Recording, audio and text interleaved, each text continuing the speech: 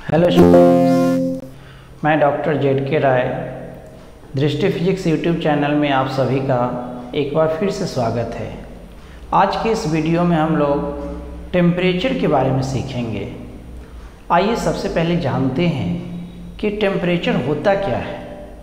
Temperature को हम कुछ इस प्रकार डिफाइन कर सकते हैं कि टेम्परेचर वैसा फिजिकल क्वांटिटी है जो ये बताता है कि कोई वस्तु कितना गर्म है या कितना ठंडा है। मतलब कि तापमान वह भौतिक राशि है जो इस बात का सूचना देता है कि कोई वस्तु कितना गर्म है या कितना ठंडा है। तो इसी बात को हम लोग अंग्रेजी में इस तरह से हम लोग डिफाइन कर सकते हैं। Temperature is that physical quantity which gives information about hotness and coldness of object। आप सभी जानते हैं कि फिजिक्स में हर क्वांटिटी का एक सिंबल होता है। तो टेम्परेचर के लिए जो सिंबल यूज होता है वो कैपिटल टी होता है। अब आइए हम लोग जानते हैं कि टेम्परेचर का ऐसा यूनिट क्या है, यानी टेम्परेचर को मापते किस चीज़ में है। तो टेम्परेचर का ऐसा यूनिट केल्विन होता है, जिसको शॉर्ट में के लिखते हैं। इसका मतलब यह है कि अगर कहीं पे लिखा हुआ है क्वेश्चन में 10K, तो इसका मतलब 10 केल्विन पढ़ेंगे। अगर कहीं पे 25K लिखा हुआ है तो 25 केल्विन टेम्परेचर समझा जाएगा। और केल्विन ऐसा यूनिट है, लेकिन टेम्परेचर का और भी यूनिट है जिसको हम यूज करते हैं।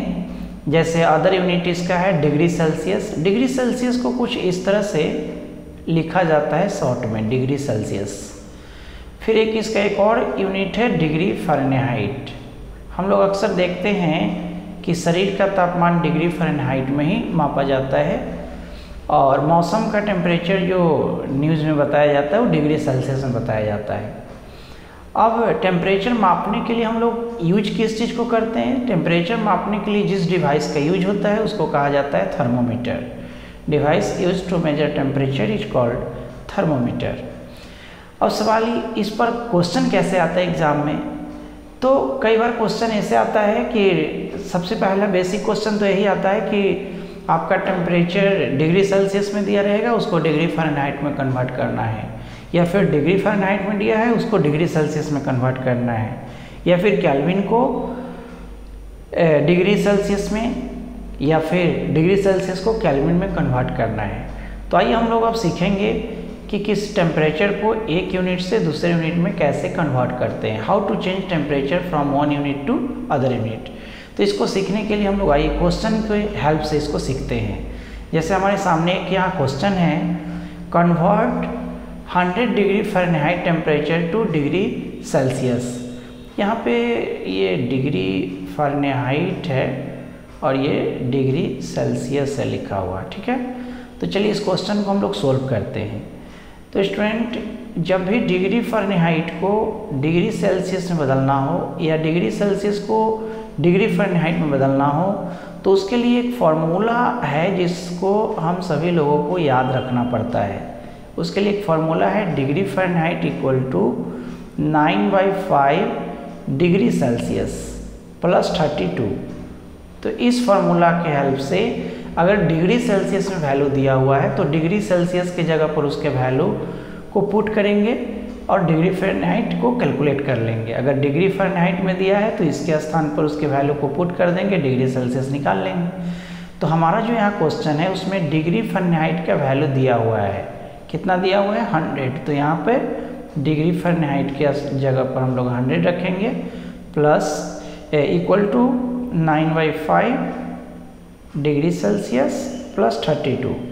अब 32 को RHS से LHS में अगर हम ले आते हैं तो ये RHS में चूँकि प्लस में है तो LHS में आएगा तो इधर माइनस में हो जाएगा और हो जाएगा 9/5 डिग्री सेल्सियस।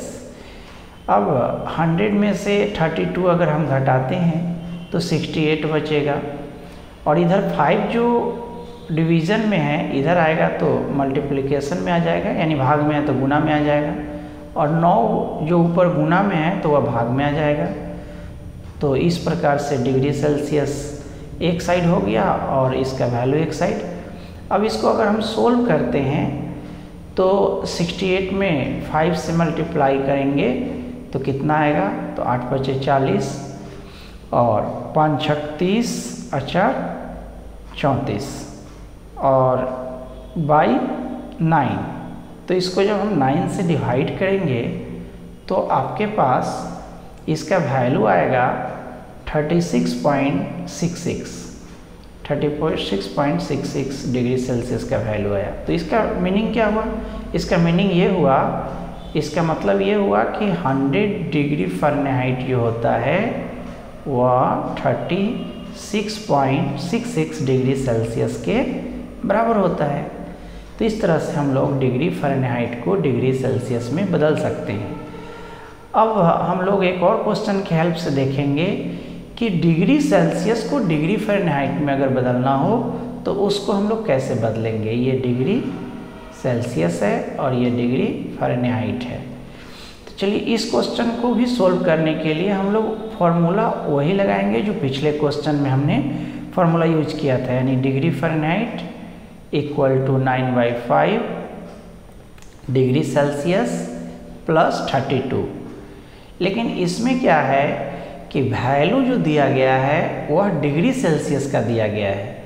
तो यहाँ 35 जो मान रखना है वो डिग्री सेल्सियस के स्थान पर रखना है। तो 9/5 और 9/5 और डिग्री सेल्सियस के बीच में इंटू छुपा हुआ है।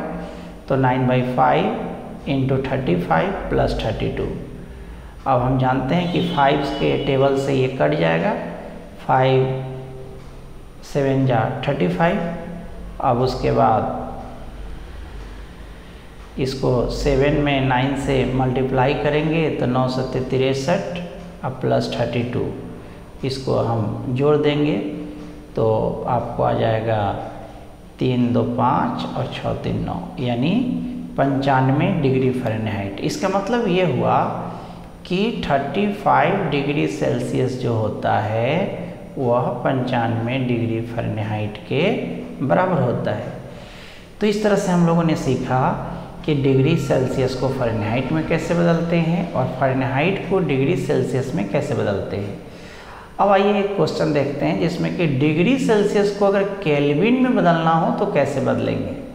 तो इसके लिए बहुत ही सिंपल फार्मूला है। अगर डिग्री सेल्सियस को केल्विन में बदलना हो तो उसमें 273 जोड़ देना है, यानी 25 डिग्री सेल्सियस को अगर केल्विन में बदलना है तो 25 + 273 जुट जाएगा तो ये केल्विन में आ जाएगा। अब इसको जोड़ेंगे तो कितना आ जाएगा, 5 × 3 = 8 और 7 × 2 = 9 यानी 298 केल्विन हो जाएगा। अगर उसी तरह से नेक्स्ट क्वेश्चन देखते हैं कि अगर केल्विन को बदलना हो डिग्री सेल्सियस में तो इसमें क्या करना है कि डिग्री केल्विन में से हम 273 घटा लेते हैं तो डिग्री सेल्सियस में आ जाता है, और अगर डिग्री सेल्सियस में केल्विन बदलना हो तो 273 जोड़ देना है, इसको ध्यान रखना है। तो इसमें 273 घटा लेंगे तो ये 27 डिग्री सेल्सियस आ जाएगा। तो इस तरह से हम लोग डिग्री सेल्सियस को केल्विन में या केल्विन को डिग्री सेल्सियस में बदलना सीख गए। अब एक और सवाल आ सकता है कि डिग्री सेल्सियस में हो और उसको हमको, या सपोज कीजिए डिग्री फ़ारेनहाइट में हो डायरेक्ट केल्विन में बदलना हो, तो पहले उसको हम डिग्री सेल्सियस में बदल लेंगे, उसके बाद हम लोग फिर इस फार्मूला से डिग्री सेल्सियस में से 273 घटा लेंगे तो वह अगर डिग्री सेल्सियस में है तो उसमें 273 जोड़ देंगे तो केल्विन में आ जाएगा। तो इस तरह से हम लोग डिग्री फ़ारेनहाइट को भी केल्विन में चेंज कर सकते हैं। तो वीडियो को देखने के लिए धन्यवाद। इस वीडियो को अपने दोस्तों में शेयर कीजिए ताकि वो लोग भी अपना लाभ उठा सकें।